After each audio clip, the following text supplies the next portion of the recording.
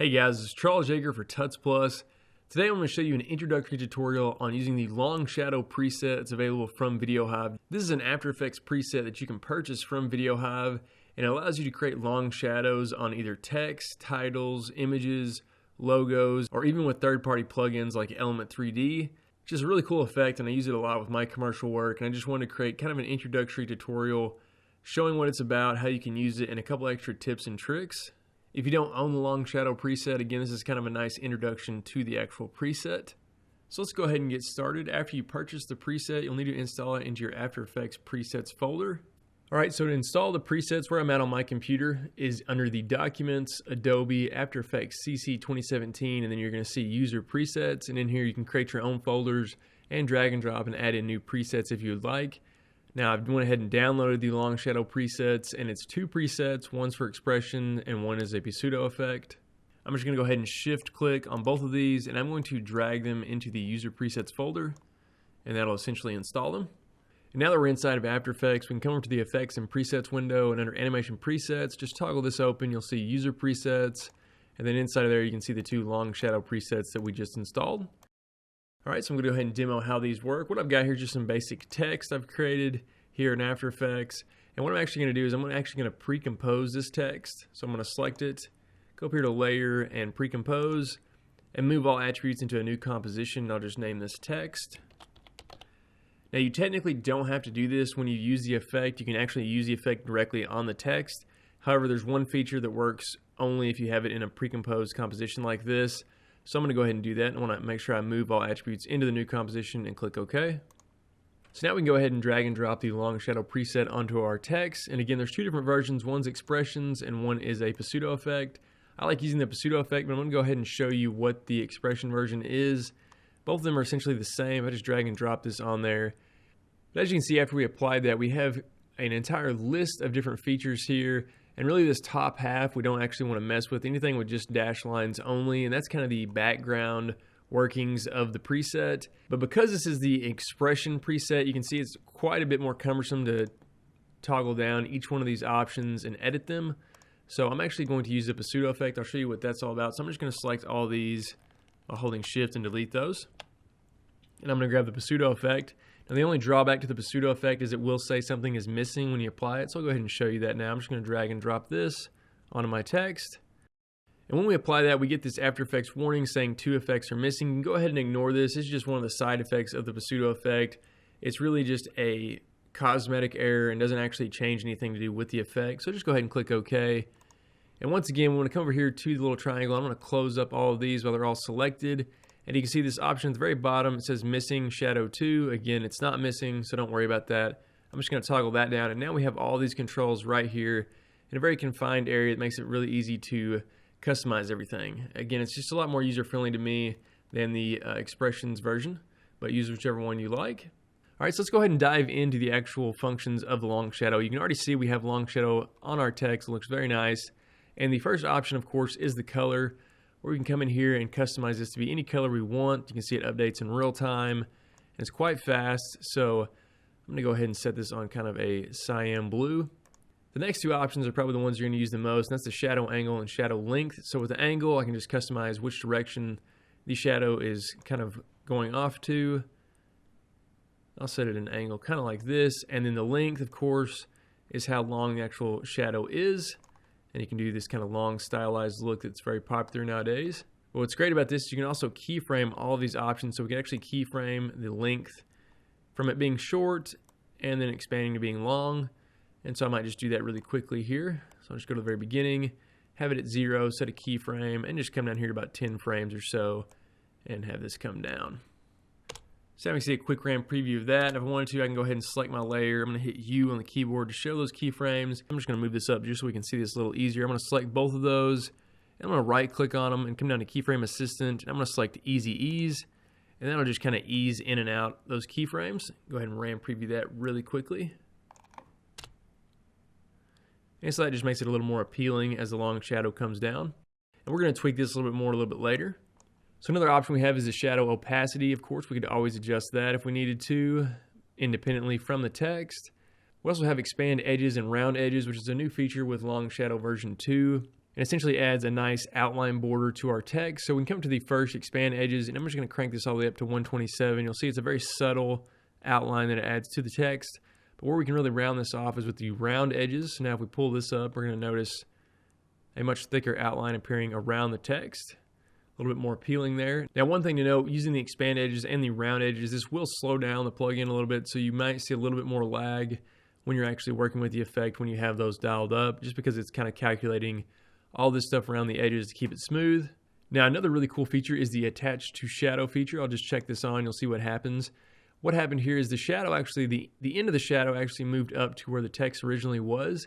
And if we go ahead and adjust the shadow angle, you'll see that it's actually going to rotate around the position. So it's all being based off where the end of the shadow is. So I can actually increase the length here, and you'll see it gets longer and shorter. And that would be something we could also keyframe the angle on. You could do all kinds of expressions with that. So we'll look at that again a little bit later. I'm going to go ahead and turn that off just now for the time being. Now the next option we have is the gradient effect. So I can go ahead and toggle this down. We can turn on the gradient. And now you can see we have a color gradient only on the shadow. And we have these two different colors. And we have these helpers here that kind of indicate to us where we want the gradient to start and end. And we can also set it to be a radial gradient if we would like. So you can see the red side here is kind of more of a radial. Or actually the blue is the radial here, and we can expand this out from there if we would like. I'm going to check it back off from radial, and we can go ahead and tweak both of these colors if we would like. And you can also turn off the helpers there when you're finished using those. So that adds a nice appealing effect, giving it a little bit of a color variance. Next set of options we have is the feather amount. So we can go ahead and toggle that down, and we can feather the position. And so that'll move it up only on the shadow. And we can adjust the feather amount. And we can go ahead and adjust the angle here with the rotation. So if I just want it to be affecting the bottom, I'd rotate it something like this and adjust the position and the feather amount. So again, just another extra stylistic option you have if you want to use it. I'm typically not a big fan of the feathers, so I'm going to go ahead and set those back to 0. And finally, we have the shadow only option. You can check that on. Now you can see we only get the shadow. So if you want to apply any extra effects to this, like a distortion or something like that, you could do that and it wouldn't affect your text. And that's pretty much an overview of the long shadow preset with the different options there. Now let's take a look at using expressions combined with the preset to create some of the animations that I did at the very beginning of the tutorial. There's a couple different expressions we can use to get some really nice results. The first one I want to go ahead and use here is going to be the wiggle expression. So what I'm going to do is I'm going to come up here to the attach to shadow. I'm going to check that on. And now we have the shadow coming down here. And it's actually, because we have it attached to the shadow, the text is actually expanding upward. And I may have this not be quite as long, something kind of like this. And what I'm actually going to do is I'm going to come over to the shadow angle. And you can see how this is going to rotate the text. I'm going to go ahead and alt-click on the stopwatch there. And for the expression here, I'm just going to type in wiggle. I'm going to do open parentheses, and I'm going to say twice a second, comma. I want this to rotate about 80 degrees. And do in parentheses there. And just click away. Now we can go ahead and RAM preview and see what this looks like. And so you can see we get some nice angle rotation here using the wiggle expression. And you could always keyframe this if you wanted to. I'm just using this expression just so it kind of creates an animation quickly. Now I'm actually going to go ahead and delete that expression. Another expression we can use that works with this really well is a bounce expression that was created by Dan Eberts of motionscript.com. I'll have the actual expression in the description for this tutorial and also have a link for motionscript.com if you want to check out more about that. But essentially what this expression does is it gives us a nice organic bounce on everything. So I'm actually going to come down here to the shadow length. I'm going to uncheck that keyframe that we had. I'm going to create a new one, and I'm just going to move down, 2, 3, or 4 keyframes, and I'm going to set this to be 100. And I'm going to go ahead and turn off attach to shadow because I actually want this to expand from the back. And so it's kind of shooting back there. And I want this to kind of bounce in a very organic way. And what I've got here is a little notepad document that has the Dan Eberts bounce expression on it. So I'm just going to copy all of this. Again, this information here will be on the blog post. And so now I'm going to come down here and I'm just going to alt-click on the stopwatch for the shadow length. And I'm just going to right-click here and select paste to paste in that expression. And now that's in there. And what's great about this is we don't have to do any easy easing at all. It's going to do all this itself with the expression. So now let's go ahead and RAM preview this. And you can see the long shadow expands out and does a nice kind of organic bounce effect there. And if we wanted to, we can always continue to tweak this. So I can select this and I can adjust the shadow length if I want it to be shorter or longer. I can adjust how quick it happens. I can even adjust the shadow angle if I want it to go a different direction. And I'll go ahead and RAM preview this now. And now you can see the results we're getting from that. We can also use this bounce expression with something like the shadow angle. So I'm just going to create a keyframe here for the shadow angle. And I'm just going to move down a little bit and rotate the angle. And I'm also going to alt-click on the stopwatch there again, and I'm going to paste in that same expression. And so now we can go ahead and RAM preview and see what this looks like. So there you can see we get a nice double bounce effect happening with the long shadow. I think it would look a little bit nicer if I go ahead and turn on the attach to shadow for this example. RAM preview that really quickly.